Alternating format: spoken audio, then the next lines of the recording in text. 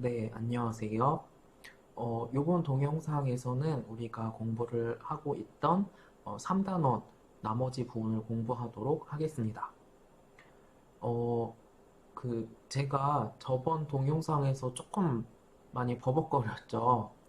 2단원 공부하면서 시간을 우리가 너무 많이 쓴 것 같아서 조금 이렇게 간결하게 3단원을 하려고 하다 보니까 마음은 앞섰는데 또 제 말은 그렇게 안 나와서 네, 좀 어려움이 있었던 것 같습니다. 요번 동영상은 분량이 짧으니까 어, 네, 또 공부를 잘 해보도록 하겠습니다. 요 남아있는 부분 중에서 우리가 첫 번째 부분은 우리 교과서에 FYI, for your information이라고 해서, 뭐, 요런 것도 한번 살펴보세요. 라고 하고, 나와 있는 그 박스에 나와 있는 내용입니다. 그래서 제목에 나와 있는 것처럼 우리가, 점점점 더 캐시가 없는 사회로 가고 있는가? 라는 요런 질문을 던지고 있습니다. 결론은 이렇게 최종 결론은 어, 우리가 많이 공감하고 있는 것처럼 앞으로 직접 물건이나 서비스를 구매할 때 현금을 주고받기보다는 점점 더 뭔가 전자적인 결제, 지불을 하게 되는 경우가 많을 것 같다라고 결론은 내리고 있습니다. 자, 그럼에도 불구하고 완전히 현금이 없어지지는 않을 것 같다라는 것이 어, 이 교과서의 박스에서 전해주고 있는 내용입니다.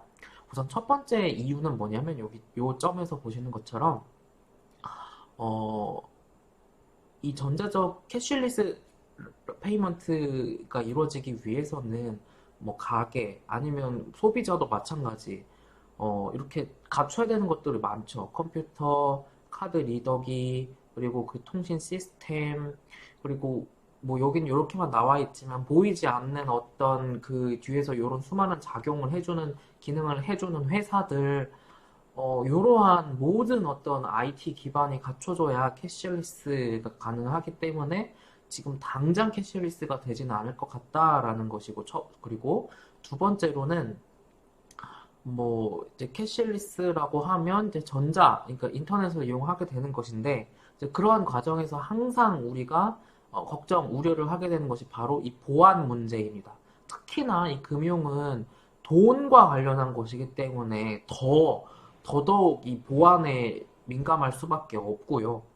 또 이 프라이버시, 아무래도 현금을 내면 이게 기록이 안 남는데 뭐 이 전자적인 지불을 하면 어쨌든 기록이 남는 거기 때문에 프라이버시를 해치는 거 아니냐. 나는 내가 뭘 샀는지, 얼마를 샀는지 안 남기고 싶다. 근데 전자적으로 사면 이게 어쨌든 내 의도와 상관없이 남게 되는 거니까 이러한 것이 좀 싫다. 뭐 이러한 것이 두 번째 점 내용이 되겠습니다. 그리고 또 하나 살펴볼 수 있는 것이 우리가 앞에서 3.2 부분에서 화폐는, 머니는 세 가지의 기능을 한다라고 살펴보았습니다. 첫 번째, 기억나시나요? 어, 가치의 교환 수단, 그 다음에 두 번째, 가치를 측정하는 수단, 세 번째, 어, 가치의 저장 수단, 그렇게 세 가지의 기능을 해야, 화폐라고 할 수 있다라는 것이었습니다. 그렇다면 요즘에 이제 우리가 많이 볼 수 있는 무슨 코인, 대표적으로 이런 비트코인 같은 것도 화폐로서 쓸 수 있지 않을까라는 의문을 가질 수가 있겠습니다. 이제 그러한 의문에 대해서 우리 교과서에서는 답은 아니다라고 결론을 내주고 있습니다. 그래서 비트코인이 미디엄 오브 익스체인지의 기능을 할 수는 있겠지만 가치 변동폭이 너무 크다. 그렇기 때문에 이것이 과연 스토어 오브 밸류의 기능을 잘 수행할지, 그리고 유니트 오브 어카운트의 기능을 잘 수행할 수 있을지는 좀 의문이다라고 이렇게 이야기를 하고 있습니다. 그래서 여기 extremely volatile. 그래서 비트코인이 됐든 무슨 코인이 됐든 어, 이게 뭐 매 초마다의 가격이 너무 극심하게 변한다라는 것을 이제 지적을 하고 있고, 그리고 이 비트코인과 같은 무슨 코인을 이용을 하는 어떤 쪽에 많은 부분이 이런 어떤 마약 거래 아니면 돈 세탁 같은 것을 하려는, 그러니까 내가 뭘 하는지를 숨기고 싶어 하는 사람들이 주로 이런 비트코인 같은 무슨 코인을 쓰더라. 그래서 이게 조금 사회적으로 문제가 있는 것이기 때문에, 그래서 이 무슨 코인, 비트코인 같은 것들이 화폐로 정착을 하기에는 아직은 조금 문제가 있다라고 교과서에서는 이야기를 하고 있습니다. 그럼에도 불구하고, 이런 비트코인 같은 것도 광범위의 이 머니에 포함이 될 것이고, 이런 우리가 앞에서 공부했던 것과 같은 장점이 당연히 있다라는 것은 무시를 할 수는 없겠다라고 이렇게 정리를 하고 있습니다. 또 더 시대가 지나고, 이거는 이제 제 생각인데, 교과서에 없는 제 생각인데, 한번 생각해 보세요. 어, 앞으로는 또 어떻게 될지는 또 모르겠죠. 이 블록체인 기반의 이 코인이 나온 것이 불과 몇 년 안 되고, 이제 우리가 계속 기술이 발달하고 있는 사회에서 살고 있기 때문에, 뭐 5년 후, 10년 후, 아니 뭐 당장 내년도 우리가 모르니까, 또 당장 비트코인이 지금은 화폐로서의 기능하기가 부적절하다라고 이야기하고 있지만, 또 앞으로는 어떻게 바뀔지는 또 모르겠네요. 그쵸? 네. 이런 것도 한번 생각해 보세요. 네, 그리고 이제 마지막으로 3.4에서 통화량을 어떻게 측정하는가에 대해서 간략하게 보도록 하겠습니다. 뉴스나 언론에서 통화량이라는 말을 몇 번 들어보셨을 거예요. 그리고 우리가 앞에 3.1에서 머니라고 할 때 괄호 열고 닫고 머니 서플라이라고 이렇게 표현이 되어 있었습니다. 그래서 요 3.4에서는 시중에 얼마만큼의 돈이 어, 이제 돌아다니고 있는지, 시중에 얼마만큼의 돈이 나가 있는지를 어떻게 측정을 하는가에 대해서 공부를 하는 부분이 되겠습니다. 그래서 시중에 이제 풀려 있는 돈을 머니라고도 하기도 하고, 머니 서플라이라고 표현하기도 하고, 이렇게 큰 파란 제목에서 머니터리 어그리게이트, 화폐 총량, 뭐 그렇게 표현을 하기도 합니다. 물론 시중에 얼마만큼의 돈이 나가 있는지를 정확하게 측정을 하는 것은 쉽지는 않습니다. 그래서 우리가 어떤 지표, 어떤 방법을 쓰냐면, 대표적으로 이렇게 M1이라는 지표, 그리고 M2라는 지표, 이렇게 두 가지를 대표적으로 씁니다. M1이라는 것은 지폐, 캐시, 플러스 수표, 플러스 자유입출금, 예금에 들어가 있는 돈을 다 합쳐서 M1이라고 합니다. 그리고 M2는 이제 그와 같은 M1 플러스 적금이나 MMF에 들어가 있는 돈까지 포함해서 M2라고 합니다. 그래서 요거를 가만히 보시면, M1은 그냥 지금 바로 유동화될 수, 그러니까 뭐로도 바꿀 수 있는 돈은 M1, 그러니까 가장 유동성이 있는 거를 M1이라고 하고, M2는 이제 그러한 M1 플러스 약간 덜 유동성인 거, 그러니까 적금 같은 거. 그러니까 적금은 깨야 내가 그거를 돈을 가지고 뭔가를 할 수 있는 거니까 조금 덜 유동성이 있는 거잖아요. 현금보다. 그냥 수시 입출금 예금에 들어있는 돈보다. 그쵸? 그러니까 그렇게 조금 유동성이 조금 떨어지는 것까지 합친 것이 M2라고 할 수가 있겠습니다. 그래서 여기 벤 다이어그램에서 보면 이러한 것들이 M1, 그러니까 가장 유동성 있는 것, 화폐, 그리고 M2는 M1 플러스 조금 유동성 떨어지는 뭐 적금 같은 거를 대표적으로 포함한 게 M2. 그러니까 약간 유동성 떨어지는 것까지 한 거 포함한 거. 그리고 우리가 교과서에서 나오진 않았지만 뭐 M3, M4 이런 것도 있어요. 그러니까 점점 더 유동성이 떨어지는 것들을 더 포함하면 M3, M4 뭐 이렇게 되겠습니다. 그래서 이렇게 우리는 시중에 얼마만큼의 통화량, 화폐가 이제 돌아다니고 있는지를 요 M1, M2라는 지표, 집계 방식을 이용을 해서 측정을 하고 있습니다.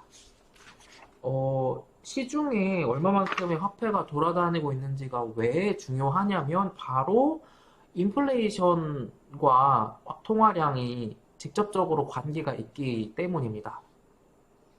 이제 요 관계, 어떤 그런 거에 대해서 우리가 또 이제 다른 단원에서 또 공부를 하겠고요.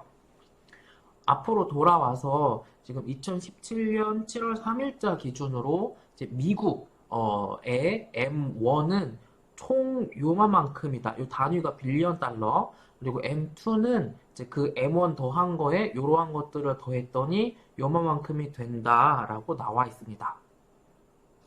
네. 그래서 이러한 어떤 M1과 M2는 이렇게 주로 중앙은행, 우리나라의 경우 한국은행이 이렇게 발표를 하고 있고요.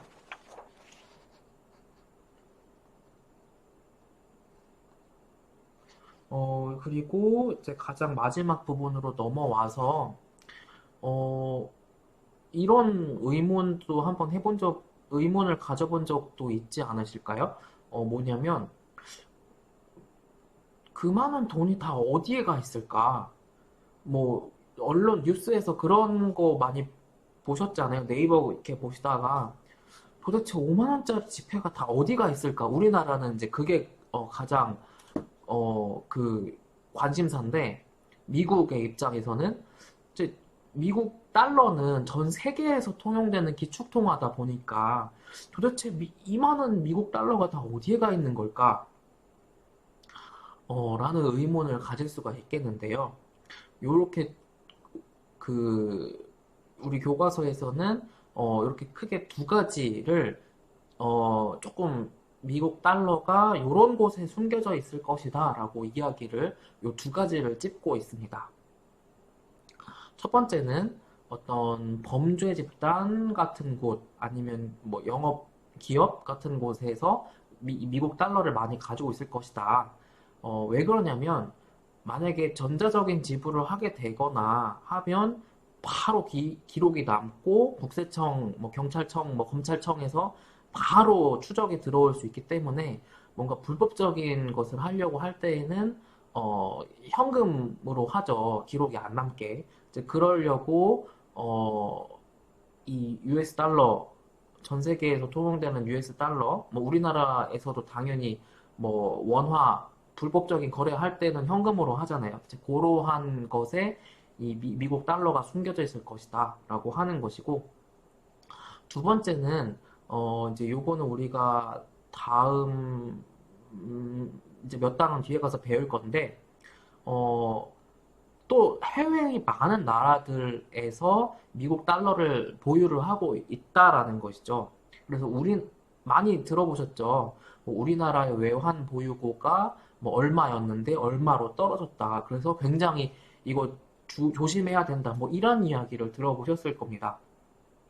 그래서 하는 이제 미국 이외의 나라들이 어떤 국제 수출입 아니면 좀 안정적인 어떤 뭐 자국 화폐 가치를 유지하기 위해서 충분한 외환 보유고를 가지고 있으려고 하는 것이고 또 한편으로 뭐 그 앞서서 말했던 짐바브웨 같이 뭔가 아니면 뭐 최근에 뭐 아르헨티나 뭐 그런 나라들니까 자국 화폐가 좀 가치가 제대로 지금 작동되지가 않고 있는 그런 나라들에서는 이렇게 인플레이션 해지 수단으로서 US 달러를 가지고 있기도 하다라는 것입니다. 뭐 저도 가본 적이 없어서 모르겠지만 북한 같이 금융 시스템, 어떤 경제가 제대로 돌아가지 않고 있는 나라들, 그러니까 자국 화폐로 갖고 있을 바에야 어디든 전 세계에서 쓰일 수 있는 차라리 돈 내려면 US 달러로 줘라 라고 하는 경우 이제 그런 어떤 외국의 사례들이 있겠습니다. 그리고 이제 마지막으로 피겨 1에서는 이러한 기간에 걸쳐서 M1과 M2 양이 어떻게 변해 왔는지를 살펴보고 있는데 뭐 이게 지금 보시면 대략적으로는 비슷하게 움직이는 것 같은데 이제 꼭 그렇지는 않은 시기도 있었다라고 이렇게 간략하게 설명이 나와 있습니다.